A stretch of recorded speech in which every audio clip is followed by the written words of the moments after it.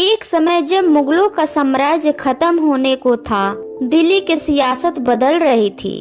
तब सभी प्रजा घबराकर इधर उधर शरण ले रही थी, खासकर काला क्षेत्र के लोग। सभी शायर जिन्हें पता था कि अब उनकी रोजी रोटी का भी बस अल्लाह ही मालिक है। उस वक्त दिल्ली में एक मशहूर शायर हुआ करते थे, जिनका नाम था मीर। एक दिन मीर भविष्य की चिंता में सर झुकाए बैठे थे, तभी राहगीर गुजरा। उसने रुककर चिंता का कारण पूछा। तब मीर ने अपने और बीबी बच्चे के भविष्य की चिंता की बात की। तब उस राहगीर ने मार्ग सुझाया। उसने कहा, अभी भी हैदराबाद में मुगल राज है, वहाँ आप जैसे महान शायर की जरूरत है।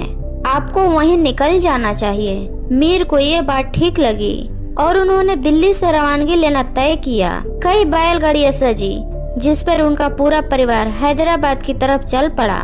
सफर कई महीनों का था, जिसमें कई शहर, कई संस्कृति के दर्शनों के बाद मंजिल मिलना था। आज का वक्त नहीं जो मिनटों में उड़ान भरकर दूरियां मिटा दे। मीर भी उस सफर पर निकल पड़े। कई जगहों पर रुकते हुए वो आगे के तरफ बढ़ रहे थे।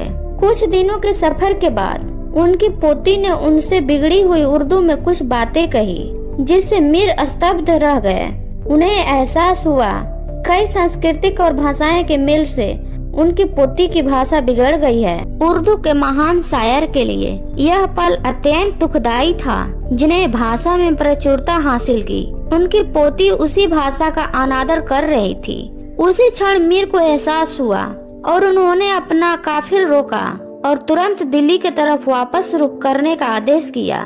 जिस पर उनके बेगम ने पूछा, आपने फैसला भविष्य के लिए लिया था, अब आप पीछे क्यों जा रहे हैं? जिस पर मीर ने जवाब दिया, बेगम, तुम्हें रोजी रोटी की पड़ी है और यहाँ जीवन की दौलत लूटे जा रही है। लाखों की जुबान बिगड़ रही है। दिल्ली में खाने को मिले ना मिले, हम भूखे रह लेंगे, कम से कम लाखों की जुबान को सलामत रहेगी। दोस्तों, आज जमाना ऐसे बदल रहा है कि हिंदुस्तान में लोग हिंदी बोलने से शर्माते हैं।